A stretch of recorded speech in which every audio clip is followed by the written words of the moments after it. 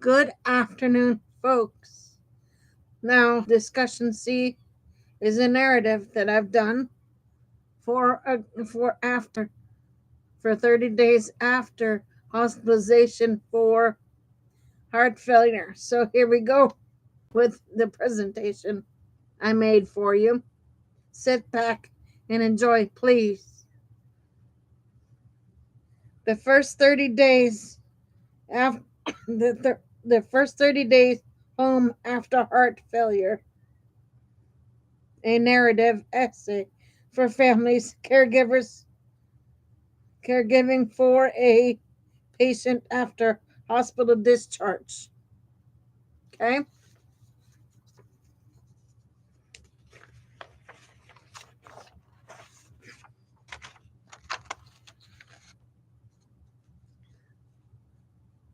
The first day home after a heart failure hospitalization feels like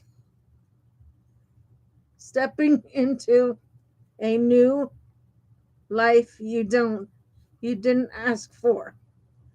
The hospital monitors fall silent. The IV poles disappear, and suddenly the responsibility for keeping your parent stable rests in your hands. You carry the discharge folder into the house like it's a fragile artifact, because in many ways it is. It contains the map for the next month, and the next month matters more than anyone tells you. Day one, the return. Your parent moves slowly, gradually, as if their ribs remember the weight of the fluid that pressed against their lungs. You help them settle into their favorite chair, noticing how their breathing changes with each shift. You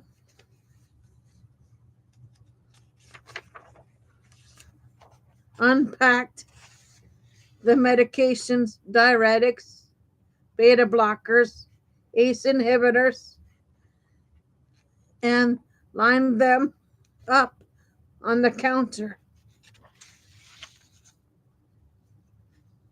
You learn quickly that heart failure is a condition of precision.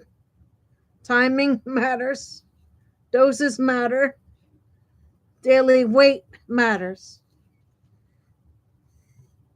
You place a scale by the bathroom door.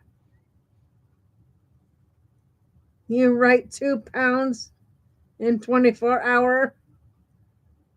You write 2 pounds in 24 hours, 5 pounds in a week on a sticky note. Your new early warning system. You're already learning the language of heart failure, even if you don't feel fluent yet. If you need a refresher, you can always revisit warning signs. Day two or three, the dip. The second and third days are often the hardest. The body is adjusting to new medications, new routines, and the sudden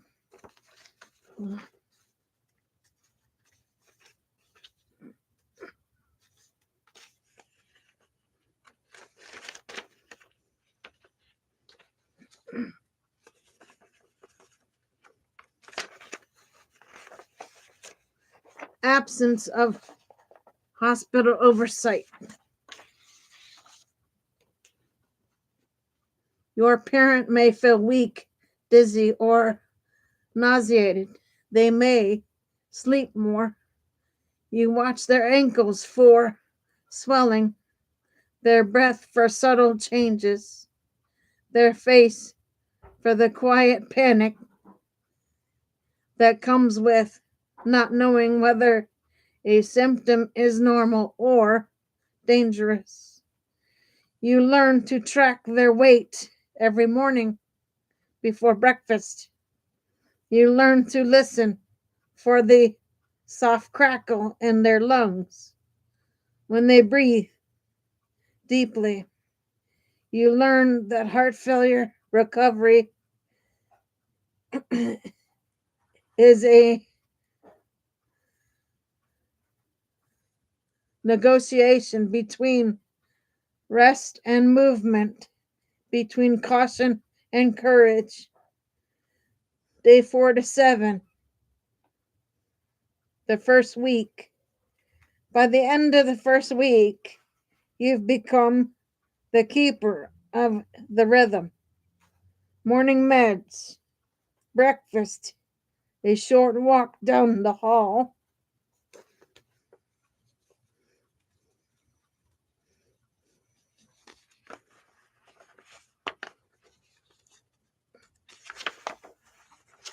rest. You measure sodium in teaspoons, not concepts. You read food labels with a vigilance you once reserved for tax forms. You learn that a can of soup can undo a week of progress. Your parent begins to trust you with their fears. What if it comes back?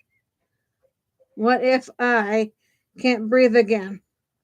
You answer with the truth you've learned over the past few days. We'll catch it early. We're watching. You also begin to feel the weight of the role, the interrupted sleep, the consistent listening, the fear of missing something. If you strain,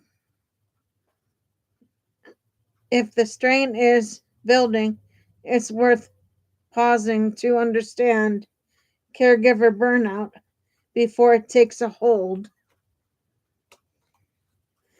Week 2,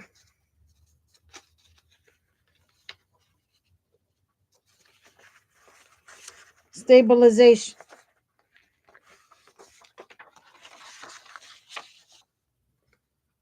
The second week is about pattern recognition.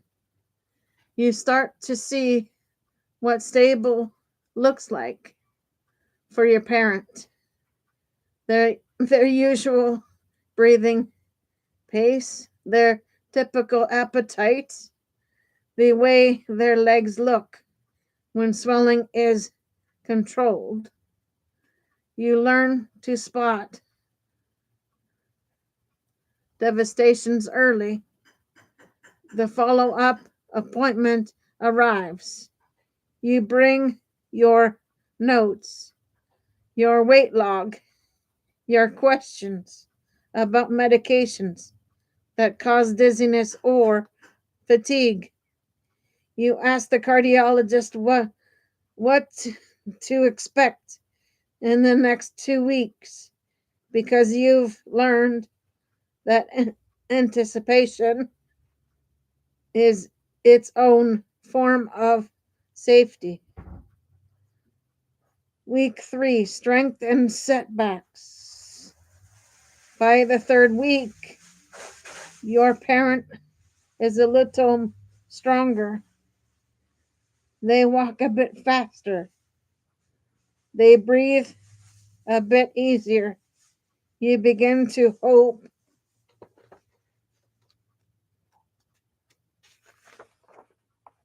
but But heart failure is humbling. A salty meal, a missed diuretic dose, restless night of any of these can tip the balance. You learn to adjust without panic. You learn that setbacks are not failures, they are part of the landscape. You also begin to see the long-term picture. What parts of this care are temporary? What parts are becoming the new baseline? These questions are pessimistic. They are preparatory. If you want to explore the future more deeply, you can revise long-term care.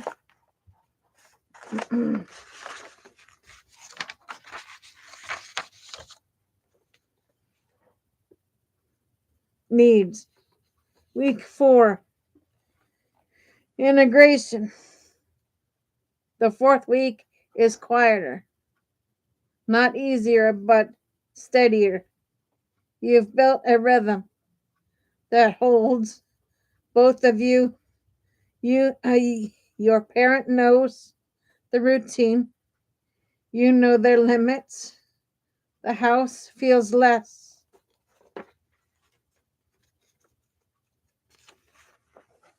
like a recovery ward, and more like a home again. You reclaim small pieces of your own life. An hour to yourself, a walk outside, a conversation that isn't about sodium or swelling. You realize that caregiving is not just the work of tending to another person. It is the work of tending to yourself so you can keep going. The second follow-up visit arrives. You bring your notes again, but this time they are shorter. You ask fewer questions. You know more now. You've lived the answers. Day 30 looking back and looking forward. On the 19th or 30th day, you sit at the same kitchen table where you placed the discharge papers.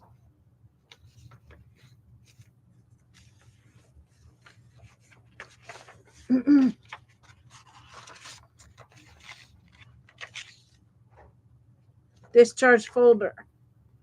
4 weeks earlier, you look at your parent, still here, healing, still vulnerable, but home. You look at yourself, tired, changed, but capable in ways you didn't expect.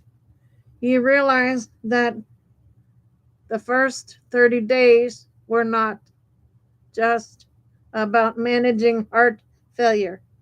They were about learning how to live in the aftermath of a health crisis, how to build a new rhythm out of fear and tenderness, how to hold on to the parts of your parent that remain while adapting to the parts that have shifted. You close the notebook, you exhale, you keep going. Okay, guys, those are your shows for today. I will try and jump back on later. or tomorrow for shows. For now, Gator Wellness, take care, folks.